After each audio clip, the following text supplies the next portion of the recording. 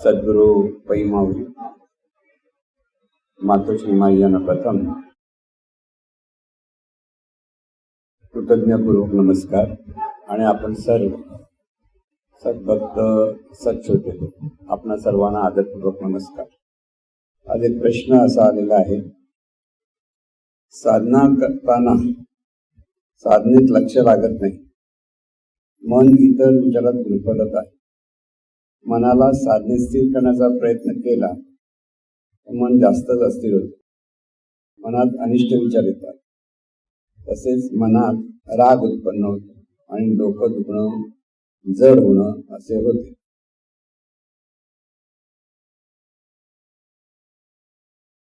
थोडक्यात सर्वसाधारण माणसाची जी स्थिती आहे, आपलं मन इतकं चंचल असतं आणि त्यामुळे ते स्थिर राहत नाही. मनामध्ये अनेक विचार येणं, की आपल्या जीवनामध्ये जे अनेक काही प्रॉब्लेम असतात, काही अनिष्ट घटना घडलेल्या असतात आणि त्यामुळे मन तिथे त्या गोष्टीचाच विचार करत असतं आणि यामुळे साधनेमध्ये मन लागत नाही असं त्यांचं म्हणणं आहे.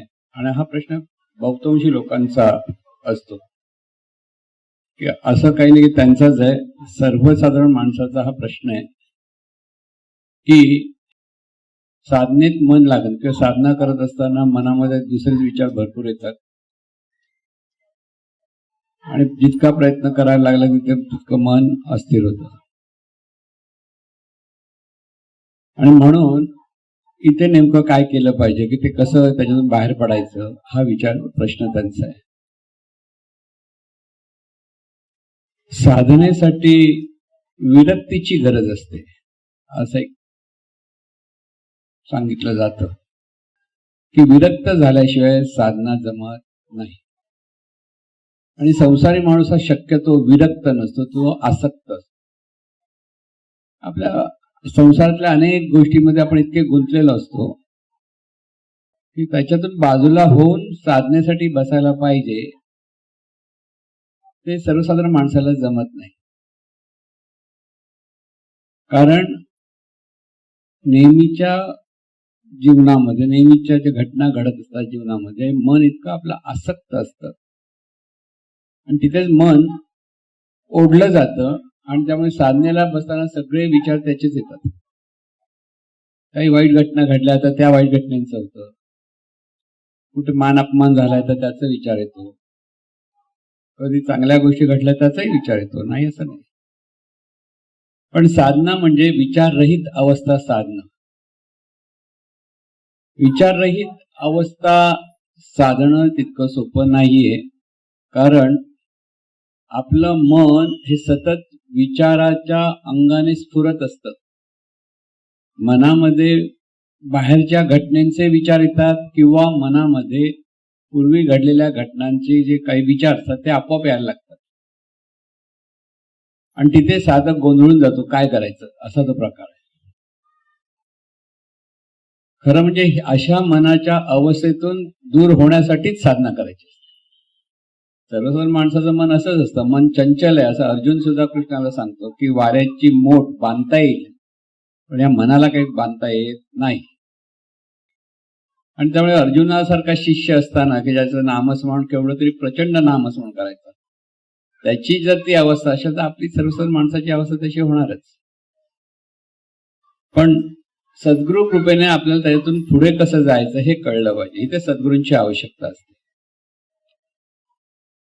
आणि सद्गुरूंची आवश्यकता एवढ्यासाठी असते की सद्गुरूवर जर आपली श्रद्धा असेल तर त्या श्रद्धेतून आपल्याला ह्या सगळ्या गोष्टी आपल्याला सहज साध्य करता येतात. विरक्त हा मोठा शब्द आहे आणि त्यामुळे बराच लोक विरक्त किंवा वैराग्य पाहिजे असं वाटतं. संन्यासी लोकांना वैराग्य हा शब्दांचा आवडता शब्द आहे. संन्यासी म्हणजे ते विरक्त आहेत, कशात ते अडकलेले नाही, त्यांना कसली जबाबदारी नाही, त्यांना काय करायचं केलंच पाहिजे असा काही आग्रह नसतो. त्यामुळे संन्यास घेण्याचा मागचा उद्देशच हा असतो. प्रपंचातले काहीच प्रश्न येता कामा नयेत. एकदा संन्यास घेतला की त्याचं नातं गावतं कोण नसतं, घरदार सोडून त्याने बाहेर जायचं असतं. आणि घरदार सोडून बाहेर गेल्यामुळे प्रपंचातले जबाबदाऱ्या वगैरे सांभाळणं वगैरे प्रकार त्याला नसतो, आणि त्यामुळे जबाबदारी नाही म्हणून आपण आपल्याला वैराग्य येईल असा त्यांचा एक विचार असतो, पण तेही तितकंसं खरं नाही. कारण जरी संसारातले जबाबदारी त्याने बाजूला ठेवल्या तरी जगण्यासाठी त्याला देहधर्म सांभाळावा लागतो. 2 वेळचं जेवण त्याला मिळवायला लागतं, मग भीक मागून मिळेल किंवा कसंही मिळेल. की तिथेही तो गुंतो आणि त्याला संन्यास तेवढा पचवता येत नाही. सर्वसाधारण माणसं महाराज नेहमी म्हणायचे की कोणाच्या डोक्यामध्ये संन्यास घेण्याचा जर किडा असेल तर त्याने काढून टाका. कारण बऱ्याच लोकांना पूर्वी परमार्थाची इतकी आई असताना आपण घरदार सोडून जाऊन केलं पाहिजे अशी एक कल्पना होती. बरेच लोक असे गेलेले होते आणि मग परत सद्गुरू कृपेने परत आल्यानंतर स्वतःची प्रगती पण करू शकले. निसर्गदत्त नावाचे मोठे संत होऊन गेले, त्यांनाही असंच एकदा वाटलं की त्यांना सगळं सोडलं. त्यांच्या चांगल्या पानाच्या गाद्या होत्या, त्यामुळे पानाची गादी असणं म्हणजे भरपूर मोठा बिझनेसमॅन होता. बिझनेस होता त्या काळातली गोष्टी. 3 गाद्या होत्या पानाच्या. सगळं सोडलं आणि गेले. आता एकदा लांब गेल्यानंतर भूक तर लागणारच आहे. कुठे जर झोपायलाच व्यवस्था, तर आपल्याला जर व्यवस्थित झोपायची सवय असेल आपल्याला झोपायला सगळं पाहिजे असतं. पण ते बसून गेले, पण त्यांचे कोणते मित्र तिथे भेटले असे भरकट होते आणि त्यांनी परत घेऊन आले. हे आपलं काम नाही. पण त्यानंतर सुद्धा त्यांनी परमार्थामध्ये प्रगती साधली. मोठे संत जाऊन गेले ते. त्यांचं प्रश्न उत्तर आय एम दॅट या अंगाने मोठं पुस्तक, म्हणजे त्यांचे सगळे विचार गाजले. गंमत अशी, हे स्वतः मराठी, त्यांना विचारणारे होते इंग्लिश भाषेत विचारणारे सगळे, म्हणजे सगळे बाहेरगावचे लोक. आपल्या मराठी लोकांना हे मोठे संत विंत काय पत्ता नव्हता. थोडासा लोकांना असेल, बाकीच्या लोकांना काहीच माहित. आणि ते बाहेरून त्यांना प्रश्न विचारायला यायचे आणि आपल्याकडच्या लोकांना कोणालाच माहित नव्हतं. अगदी आपले महाराज इथे राहायचे, त्याच्या जवळ राहायचे. महाराज आंग्रेवाडीमध्ये राहायचे आणि तेही तिथे जवळच्या एरियाला काय म्हणायचे, छोट हे गल्ली होते, त्या गल्ल्या हो, खेतवाडी ना. हा, एका बाजूला होत्या, त्याच्यासमोर एक मुत्री होती सार्वजनिक, आणि एका छोट्याशा घरामध्ये ते वरती जाऊन बसायचे आणि तिथे लोक बाहेर उभे राहून ऐकायचे. म्हणजे असं पण नाही किंवा आता हॉलमध्ये बसलोय असं काही नाही. म्हणजे जागा छोटी होती, पण ही लोक त्यांना प्रश्न विचारायचे, ते प्रश्नाची उत्तर. आता बघा, हे मराठी ते प्रश्न इंग्लिश मध्ये विचारायचे. मधला कोणतरी भाषांतर करून त्यांना सांगत असेल, त्यांना कळत पण असेल इंग्लिश भाषा, त्याचं ते उत्तर मराठीत द्यायचे. तो मधला जो माणूस भाषांतर करून इंग्लिशमध्ये सांगायचा. आणि ते पुस्तक आय एम दॅट म्हणून त्या माणसाने लिहिलं. आणि ते जेव्हा प्रसिद्ध झालं त्याच्यानंतर मराठीमध्ये ट्रान्सलेशन झालं आणि मग ते मोठा उदोउदो झाला. म्हणजे हे ज्ञान इतकं त्यांच्याकडे असून सुद्धा लोकांना इतकी त्यांची प्रसिद्धी नव्हती की जितकी आजकाल कसं आहे, आता मोठमोठे आता पंथ पाहतो, असं काय त्यांचं नव्हतं. छोटंच होतं. आणि त्यावेळेला प्रसिद्धी वगैरे असा काय भागच नसायचा. आपल्या पण ते त्यांना प्रश्न ते उत्तर द्यायचे आणि त्याप्रमाणे त्यांचं सगळं चाललं होतं. सांगायचा उद्देश आहे की इथे विरक्तीच्या अंगाने आपण जे मोठा काहीतरी भलंच काहीतरी आपल्याला काही जमणार नाही असं काहीतरी बरेच लोकांना वाटतं. जेव्हा आपल्या मनापासून आपल्याला शांती हवी असं वाटतं ना, तर ती विरक्ती असते. सगळ्या गोष्टीच्या विरक्ती म्हणजे वैताग नव्हे. मन लोकांना वैताग, मला हे आवडत नाही, ते आवडत नाही, हे नको, ते नको, असं काहीतरी असलं की आपल्याला वाटतं विरक्त झालो मी. नाही, जे येईल त्याचा स्वीकार करण्याची मनोवृत्ती झाली की त्याला विरक्ती. असलं तरी चालेल आणि नसलं, महाराजांनी चांगलं उत्तर दिलंय, असलं तरी चालेल आणि नसलं तरी चालेल, अशी जेव्हा मनाची अवस्था असते त्या अवस्थेत ते वैराग्य असतं, की त्यालाच विरक्ती म्हणतात. आणि ती विरक्ती म्हणजे इथे आपल्या मनाची धारणा आपल्याला करायचंय की आपल्याला अमुक एक गोष्ट हवीच आहे बाहेर प्रपंचाच्या अंगाने. ज्या गोष्टी आपल्या वाटायला येतात आणि प्रयत्नपूर्वक प्रपंच आपल्याला प्रयत्नपूर्वकच करावा लागतो. प्रारब्धार सोडा वगैरे असा काही प्रकार नाही. तुम्हाला जर प्रपंच, ऐश्वर्य किंवा मुलं बाळ यांचं घर वीर सगळं आपल्याला हवंय आणि त्यासाठी काम धंदा करणं, काम करणं, अगदी प्रामाणिकपणे काम केलं पाहिजे. आणि ते सगळं करताना सुद्धा मन कशातही न गुंतता, म्हणजे गुंतता कामा नये. इथे काय होतं, आसक्ती म्हणजे आसक्तीचा अर्थ काय, हे माझं आहे माझं आहे माझं आहे असं जे आपल्याला वाटतं आणि त्याला आसक्ती, मलाच हवं आणि मला, माझं आणि मला, ह्याच्यामध्ये ज्या माणसाचं मन गुंततं तर ते दुसरीकडे कुठे जात नाही, खरं ते तिकडे अडकतं आणि त्याचं ते भरकटतं आणि त्याला म्हणतो आपण ते गुंता झाला सगळा, की तिथे स्थिर राहत नाही. कारण ते माझं आणि मला हवं, त्यासाठी त्याला मान हवा असतो, पैसे हवे असतात, लोकांनी कौतुक करावं असं वाटतं. आता सगळ्यांची अवस्था, आपल्या सगळ्यांना वाटतं लोकांनी आपलं कौतुक करावं. पेपरात नाव तुमचा आला, फोटो कोणी बघत नसतं, पण तुम्ही सगळ्यांना बघा बघा माझा पेपर आला का, आपण कोठे मोठे आहोत असं लोकांनी समजावं. म्हणजे मोठेपणाची हाव, पैशाची हाव, सत्तेची हाव, आपण बघितलं सत्तेची हाव किती असते माणसाला, काय काय करतील माणसं, सत्ता हवी. आणि ह्यामध्ये गुंतल्यामुळे माणूस आसक्त होतो आणि त्याला साधनेला बसता येतं. म्हणून राजकारणी माणसाला साधनेला बसता येणार नाही. कोणत्या राजकीय माणूस आहे म्हणजे साधनेला बसतो तर काय खरं नाही. मोदीजी बसतात असे म्हणाले तिकडे, ते फक्त मार्केटिंगसाठी बसतात. कळलं, बोलू नका त्यांना, तो पण यायची. जगात एवढ्या भानगडी त्यांच्या डोक्यात आहेत. तुम्ही एक विचारतो, आपला संसार एवढ्या डोक्यात भानगडीत आपल्याला साधना जमत नाही. आणि ह्या भल्या माणसाला जगाची काळजी नाही, जगातल्या गोष्टीमध्ये इतकं गुंतागुंत झालेला असतो आणि त्याच्यात आपण विकास जातो, हे जातो, ते जातो, सगळं करायचं असतं, सगळं निवडणुका जिंकायच्या असतात, कोणाला पाडायचं असतं, कोणाला सोडायचं असतं.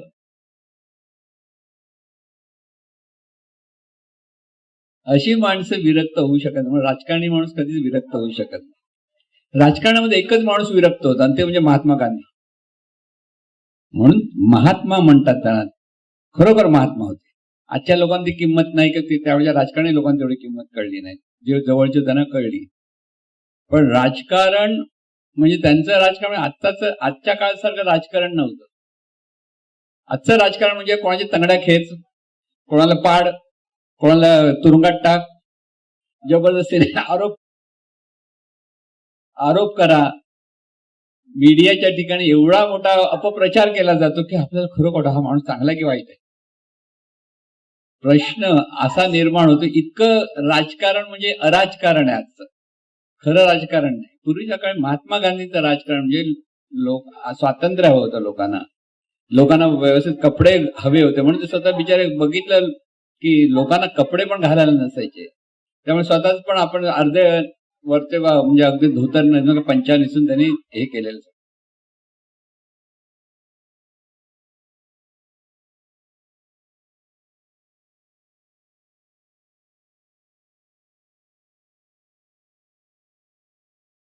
म्हणून आपल्याला शांत बसता येत असेल थोडा वेळ, 5 मिनिटात तुम्ही शांत बसू शकता का बघा. ते शांत बसता येत नसेल तर आपण विरक्त नव्हे. लहान मुलं बघा, लहान मुलाला झालं 5 मिनिटं तोंडावर बोट ठेवून तसंच बस म्हणा, तर 5 मिनिटात किती वेळ डोळे उघडेल आणि किती वेळा त्याचा हात बोट वर बघेल, परत घाबरून परत बोट तोंडावर ठेवेल, बरोबर. पण त्याचं एकसारखं लक्ष कसं कधी हिचं उठतो असतं. मोठ्या माणसाची पण तीच अवस्था असते, कारण शांत बसणं, स्थिर बसणं हे सर्वसाधारण माणसाचं काम नसतं, कारण त्यांची सवयच नसते. आणि परमार्थामध्ये नेमकं तेच करायचंय. साधना म्हणजे तुम्हाला शांत बसायला शिकायचं, पहिली गोष्ट.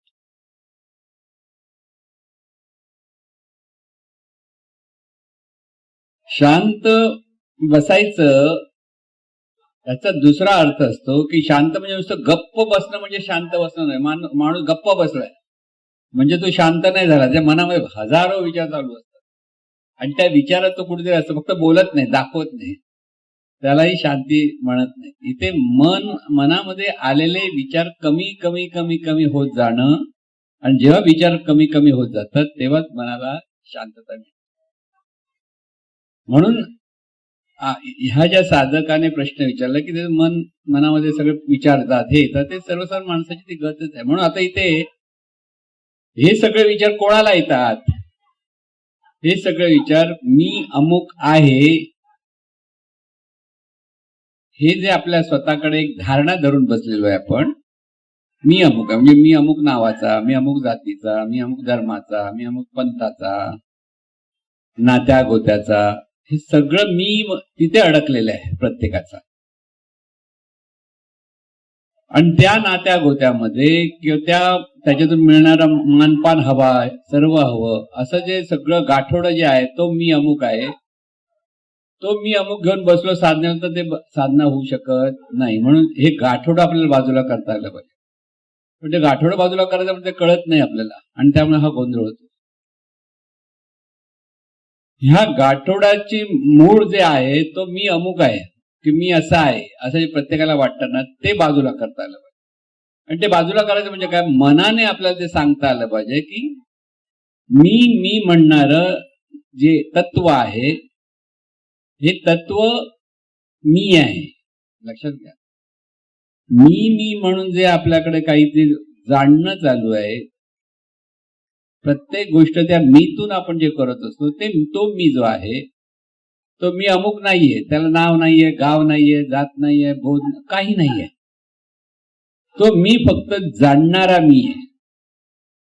या ओळख जी आहे, मीची ओळख जर बघायची, हा मी जाणणारा मी आहे. हा सतत जाणतोय. डोळ्यातून पाहतो, जाणतो. कानातून ऐकतो, जाणतो. नाकातून गंध घेतो, जाणतो. स्पर्श जाणतो. स्वाद चाखतो, जाणतो. म्हणजे बाह्य विषयांच्या अंगाने सतत मी जाणत असतो. आणि ही जी मीचा जो हा प्रवास आहे बाह्य विषयांकडे धावणारा, तिथे आपल्याला निरोध करता आला. विरोध नाही करायचा, निरोध म्हणजे आणि विरोध याच्यामध्ये फरक आहे. पाण्याचा प्रवाह वाहत असेल आणि त्याच्या समोर तुम्ही भिंत टाकली म्हणजे विरोध केला तर काय होतं, पाण्याची पातळी वाढली की एक तर तो भिंतीला उडवून टाकेल की आजूबाजूला ते पाणी व्हायला लागेल. दोनपैकी एक काहीतरी होतं. पण तिथे पाणी थांबत नाही. निरोध म्हणजे आपल्याला त्या पाण्याच्या प्रवाहाला एक विशिष्ट बाजूला वळवलं तर त्याला म्हणतात निरोध केला. म्हणजे डायरेक्ट विरोध नाही, पण तो आता प्रवाह आहे, त्या प्रवाह सरळ येतो ना, मग त्याला आणखीन कुठे चर खेचला आणि तो प्रवाह बाजूला केला तर तो प्रवाह बाजूच्या दिशेने वाहतो. त्याला म्हणतात निरोध. निरोध आणि विरोध मधला हा फरक आहे.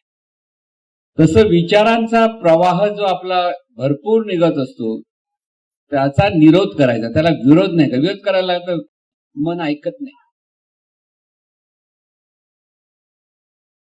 म्हणून तो निरोध करण्यासाठी साधकाने पहिली गोष्ट लक्षात ठेवायची की साधकाचं सद्गुरूंवरती प्रचंड श्रद्धा हवी. प्रचंड श्रद्धा म्हणतो. त्याला ज्ञान नाहीये पण सद्गुरू सांगतात त्याप्रमाणे मला करायचं आहे एवढं त्याला कळलं ते पुष्कळ झालं. सद्गुरूनंतर प्रबोधन सांगतील, प्रबोधन जे जे मार्गदर्शन ते त्याने आत्मसात करायचं आहे. म्हणजे त्याप्रमाणे वागण्याचा आपल्याला प्रयत्न करायचा हे त्याने समजून घेतलं पाहिजे. तिथे त्याची स्वतःची अक्कल चालवायला जायची नाही. ते सद्गुरू सांगतात मी परमार्थाच्या, बाकी व्यवहाराच्या अंगाने त्याने अक्कल चालवली हरकत नाही.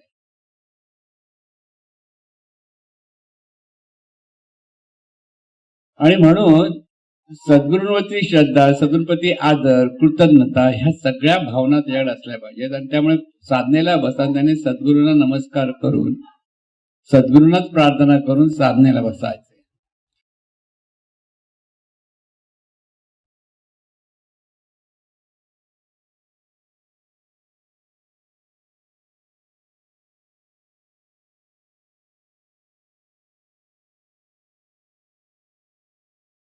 त्याच वेळेला साधनेच्या अपेक्षेत त्यांनी सांगितलेलं आहे ते लक्षात घ्या. साधना कोण करणार आहे? साधना कोण करू शकत नाही. साधना व्हावी लागते. त्यासाठी फक्त चालना द्यायची, बसायचं आहे. एका जागी स्थिर बसायचं आपल्याला. आणि एका जागी स्थिर बसताना सद्गुरूंना नमस्कार करूनच त्यांचं चिंतनातच तिथे बसायचं. म्हणजे दुसरा विचार इथे येत नाही. जसं देवाला नमस्कार करतो, सद्गुरू हाच देव ह्या भावामध्ये सद्गुरू नमस्कार करून तिथे एका जागी बसायचा प्रयत्न करायचा आहे. आणि प्रयत्न केल्यानंतर सद्गुरूंनी जे सांगितलंय की विचारांचा निरोध करायचा. मग विचारांचा निरोध कसा होईल? तर तिथं तो विचार करायचा, निरोध करायला श्वासाकडे पाहायला शिकायचं. श्वास सगळ्यात श्वासाकडे पाहणं हा जो प्रकार जर आपल्याला व्यवस्थित जमला तर आपोआप तिथे विचारांचा निरोध होतो. म्हणून इथे साधना मी करत नाही, तर साधना सद्गुरु कृपेने होणार आहे हा बोध सद्गुरूंकडे ठेवायचा की तुमच्या कृपेने होईल. आणि मी म्हणणारं कोण आहे, तर मी म्हणणारं अमुक तमुक नाही, मी अमुक नावाचा गावाचा कोणच नाही. तिथे भावच हा धरायचा आहे की हे जे जाणणारं तत्व आहे, जाणीव म्हणून ज्याला म्हणतो आपण, सोप्या भाषेत मन म्हणतो, की ज्याच्याद्वारे आपण जाणत असतो सतत. हे जाणणारं तत्व म्हणजे जाणीव ही सद्गुरूंची जाणीव आहे, सद्गुरूंच्या कक्षेत ती आहे, ह्या भावात राहायचं. आणि मग श्वासाकडे लक्ष द्यायचंय. श्वास येतोय आणि जातोय, येतोय आणि जातो. म्हणजे काय होईल, जेव्हा आपण एका विशिष्ट वस्तूकडे सगळं पाहतो सतत, सगळं फोकस तिथे करतो, केंद्रित करतो लक्ष, त्या आजूबाजूचे विचार आपल्याला आपोआप लक्षात पण येत नाही, आले तरी ते लक्ष नसतं आणि आपोआप तो कमी होतात विचार. पण स्थूल गोष्टीकडे केंद्रित करण्यापेक्षा श्वास ही सूक्ष्म वस्तू आहे, ती फक्त नाकातल्या स्पर्शाने कळते, ती दिसत नाही, काही नाही, काही नाही. श्वास म्हणजे वायू तत्व दिसत नाही. मग त्या श्वासाकडे पाहायला प्रयत्न, पाहायचं म्हणजे काय, लक्षात घ्यायचं. डोळ्याने तर काय श्वास पाहता येत नाही, पण नाकपुडीतून तो श्वास आतमध्ये जातोय आणि नाकपुडीतून तो परत बाहेर पडतोय. म्हणजे नाकपुडीतून आतून कुठे जातो, तो अगदी फुफ्फुसापर्यंत जातो, तिथून परत उच्छवास येतो, परत नाकपुडीच्या बाहेर येतो. आता ही जी प्रक्रिया चालू आहे ती कधी आहे, जन्माला आल्यापासून प्रक्रिया चालू आहे, आता नाही. तिथे काय कधी थांबत नाही श्वास. म्हणून आधी दीर्घ श्वास घ्यायचा, दीर्घ श्वास सोडायचा, जाणीवपूर्वक थोडा वेळ, 2, 3, 4, 5 जरा मन तिथे स्थिर करणार, सगळं लक्ष त्या श्वासाकडे वळवायचं आहे. श्वास येतोय आणि श्वास जातोय, श्वास येतोय आणि श्वास जातोय, इथेच लक्ष द्यायचं, दुसरं काहीच करायचं नाही. जितकं आपलं लक्ष त्या श्वासाकडे, पहिल्यांदा दीर्घ श्वास घ्या, दीर्घ श्वास सोडा, हा बोध येतो. नंतर तो श्वास जसा नॉर्मल होतो त्या श्वासाकडे पडका. आता आपल्याकडे प्रत्येकाकडे श्वास येतो तर कोणाचं लक्षच नसतं श्वासाकडे. लक्ष द्या म्हटलं की तुम्ही लक्ष देता, नाही तर कुठे लक्ष. म्हणून श्वासाकडे लक्ष देणं ही पहिली. आता सगळे डोळे बंद करा, म्हणजे तुम्हाला आता आपण प्रॅक्टिकल करूया. सद्गुरूंना नमस्कार करा आणि आता दीर्घ श्वास घ्या, मोठ्याने श्वास, दीर्घ म्हणजे मोठा, दीर्घ श्वास घ्या आणि दीर्घ श्वास सोडा. 1, 2, 3 वेळा करा, म्हणजे श्वासाकडे सगळं लक्ष यायला लागेल. श्वास येतोय आणि श्वास जातोय हे लक्षात घ्या. फक्त श्वासाकडे लक्ष द्यायचं, कुठे दुसरीकडे लक्ष जाऊ द्यायचं नाही, फक्त श्वासाकडे लक्ष द्यायचंय.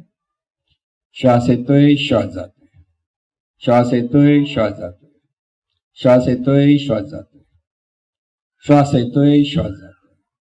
हळूहळू श्वास नॉर्मल होऊ द्या, जसा येतोय तसा येऊ द्या, जसा जातोय तसा जाऊ द्या, पण सगळं लक्ष श्वासाकडे लक्ष द्या. श्वास येतोय, श्वास जातोय. आता जाणीवपूर्वक श्वास घेत नाहीये, पण सहजपणे श्वास चालला आहे, तिथे जाणीवपूर्वक लक्ष द्यायचंय.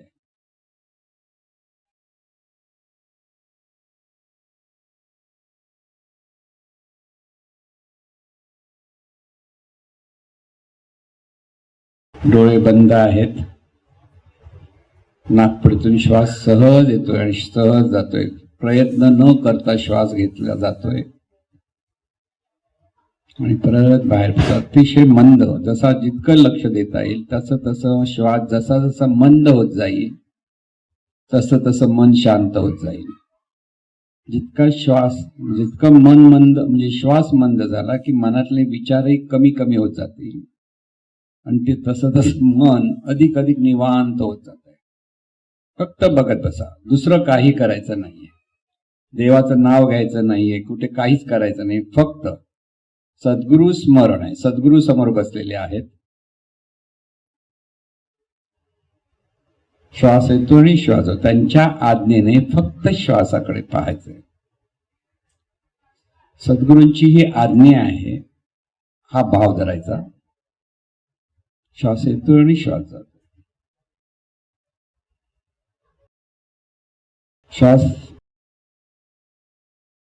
श्वास येतो आहे आणि श्वास जातो. संपूर्ण लक्ष श्वासाकडे. श्वास येतोय, श्वास.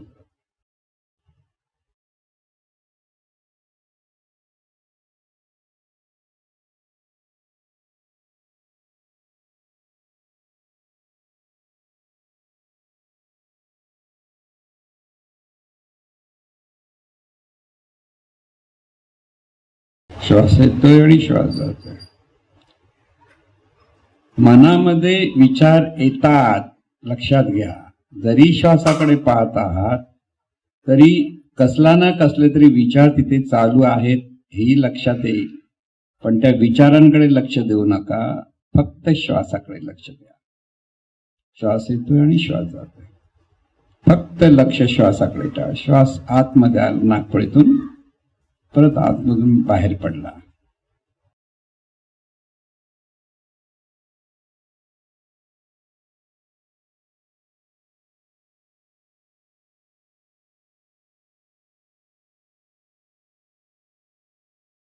फक्त श्वासाकडे लक्ष असू द्या.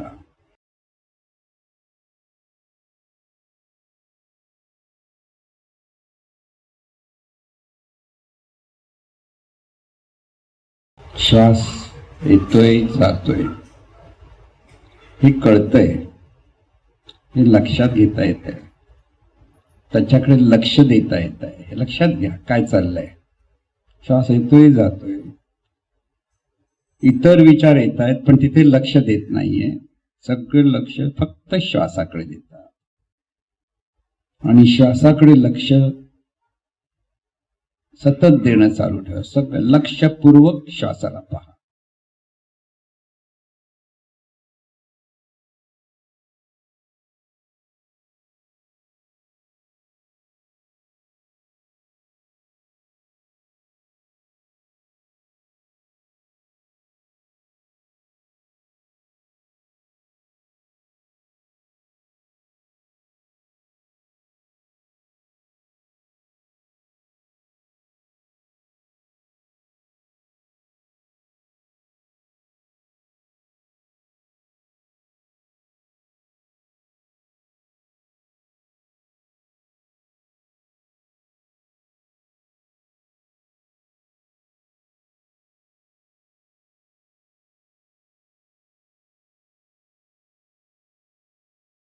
फक्त श्वासाकडे लक्ष आणि ते लक्ष अधिक अधिक तीव्र होत आहे.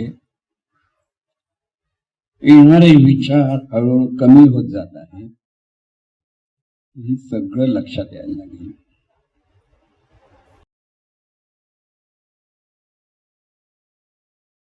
श्वास येतो आणि जातोय. फक्त श्वासाकडे लक्ष. जितकं लक्ष श्वासाकडे अधिक अधिक वाढत जाईल, तीव्र होत जाईल, तस आतून येणारे विचारही आपण जाणू शकत नाही की तिथे येत आहेत हेही कळणार नाही. इतकं लक्ष श्वासाकडे असू द्या.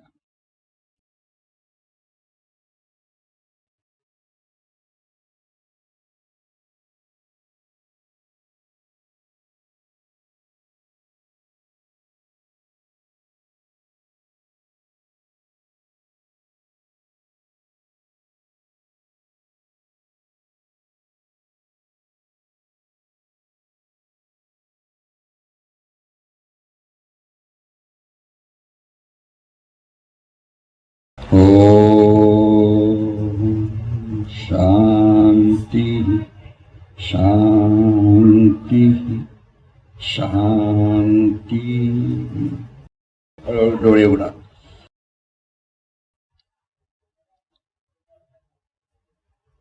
मन शांत झालं. अनुभव आला सगळ्यांना. विचाराने काय त्रास दिला का? नाही दिला. कारण विचार येत असतात पण आपलं विचारांकडे लक्ष नसेल तर मन आपोआप शांत होतं.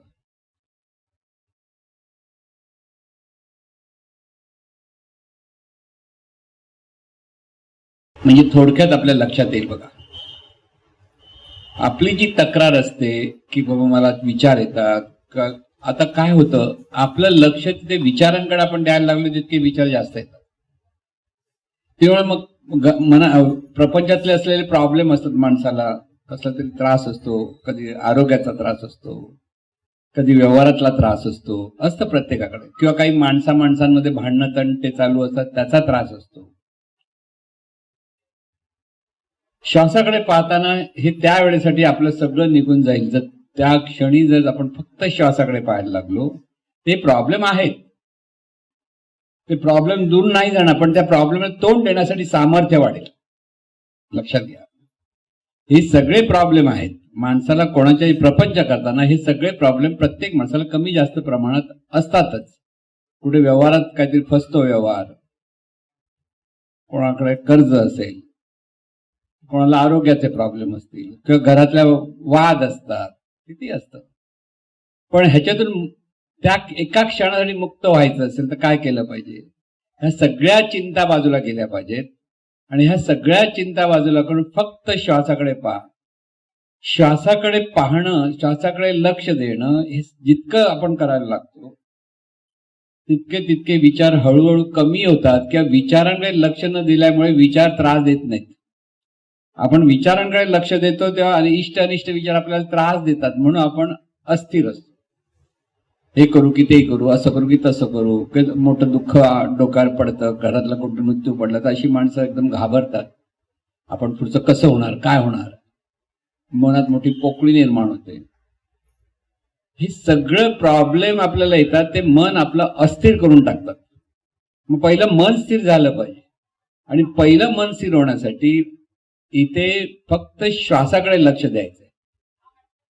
जादू वगैरे काही नाही, पण मन तिथे स्थिर होतं. म्हणजे आता किती वेळ कराल, जितक्या वेळेला आपल्याला जितकं मन शांत व्हायचं ना, फक्त तेवढंच करायचं.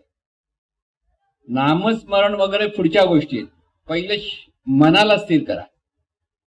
म्हणजे काय होईल, मन तिथे परिपक्व होत जातं, आणि मग तुमचं मन येणाऱ्या प्रॉब्लेमकडे स्पष्टपणे पाहू शकतं. ह्याच्यातून आपला उपाय काय शोधायचा?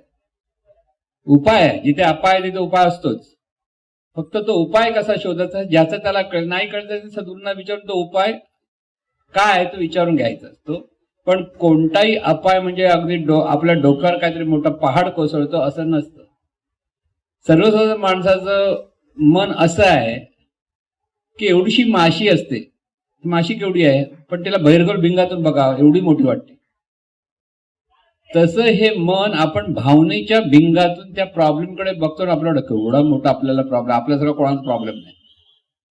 प्रत्येकाला सोडा, अरे तुला काय माहिती आहे माझ्या डोक्यात काय काय प्रॉब्लेम आहे, माझ्या जीवनात काय काय प्रॉब्लेम, असं दुसऱ्याला सांगतो मोठा.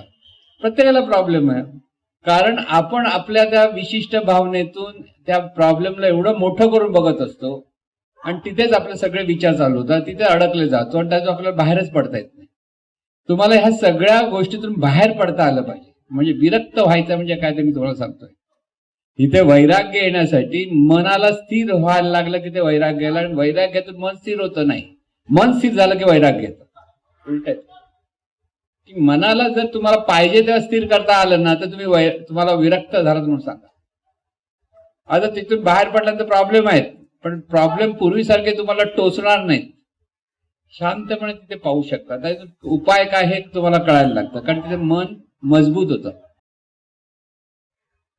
म्हणून पहिली गोष्ट श्वासाकडे पाहायला शिकायचं. प्रत्येक साधकानं हेच केलं पाहिजे की तिथे मन स्थिर होतंय, मन शांत होतंय, कळायला लागलं की मनाला शांत करता येतं, हा शोध लागतो आपलाच आपल्याला, आपण शांत होऊ शकतो.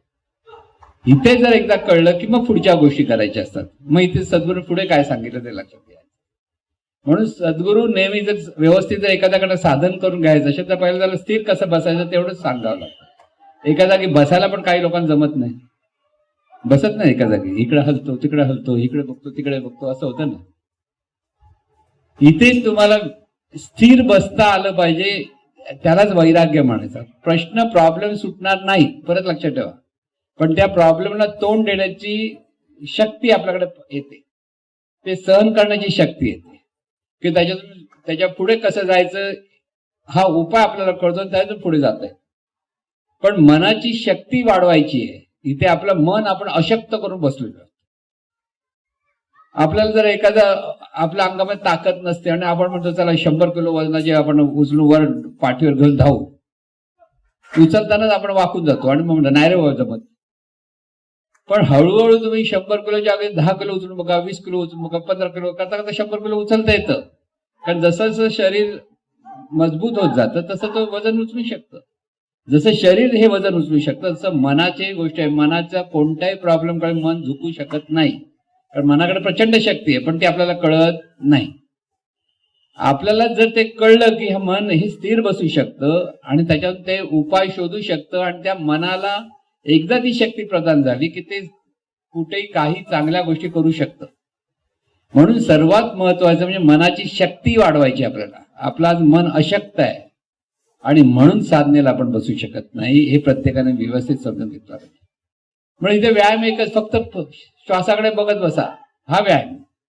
जसं आपण म्हणतो ना व्यायाम करण्यासाठी सूर्यनमस्कार करा असं म्हणतो आणि तुम्हाला सांगा 25 सूर्यनमस्कार, अरे बापरे कोण करणार 25? कारण एखादा उत्साहाने करायला जातो, पहिला सूर्य झाला, दुसरा झाला, तिसरा झाला, 11-12 झाला की असा दम बाहेर पडायला लागतो का, मग तो म्हणतो बस झाला असं म्हणतो ना, कारण ती सवय नसते.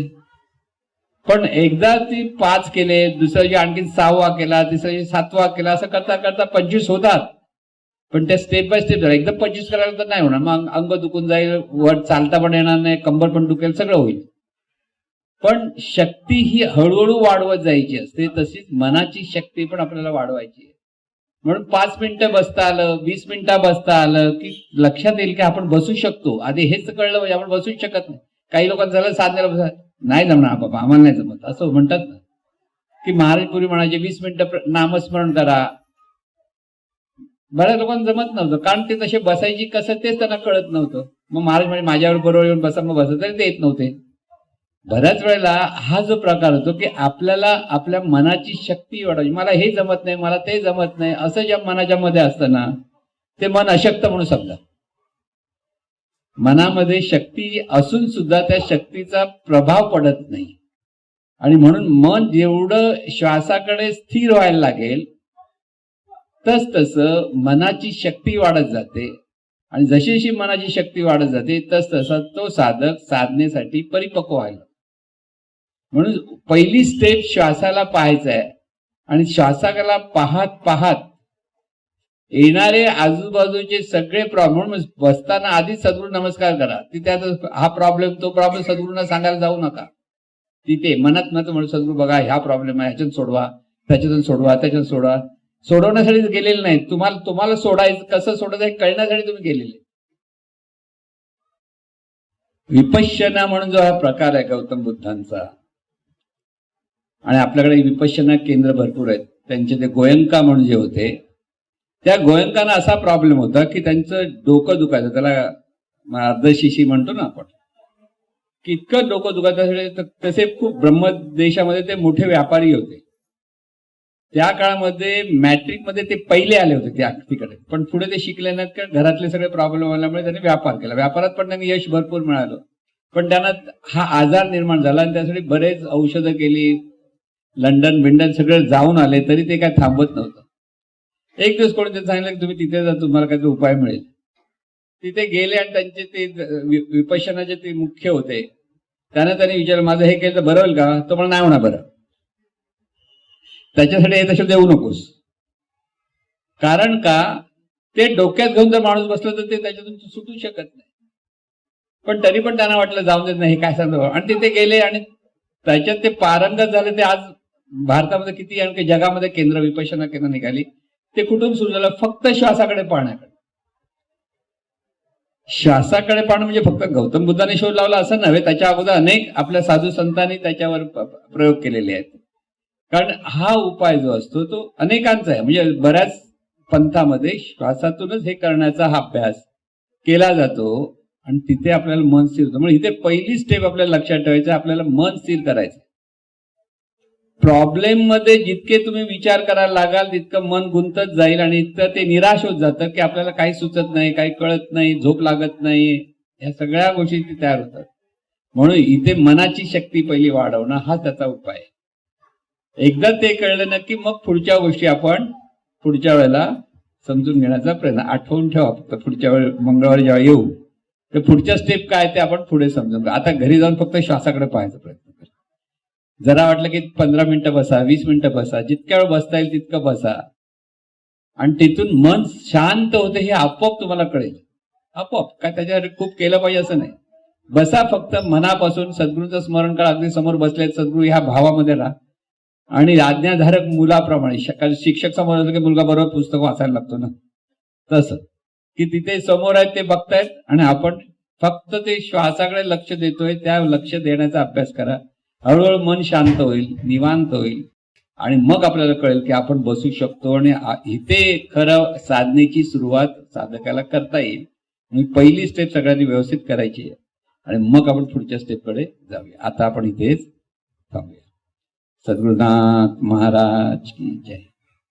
हे ईश्वरा सर्वांना चांगली बुद्धी दे, आरोग्य दे, सर्वांना सुखात आनंदात ऐश्वर्यात ठे. सर्वांचं भलं कर, कल्याण कर, रक्षण कर आणि तुझे गोड नाम मुखात अखंड राहू दे. सद्गुरुनाथ महाराज की जय.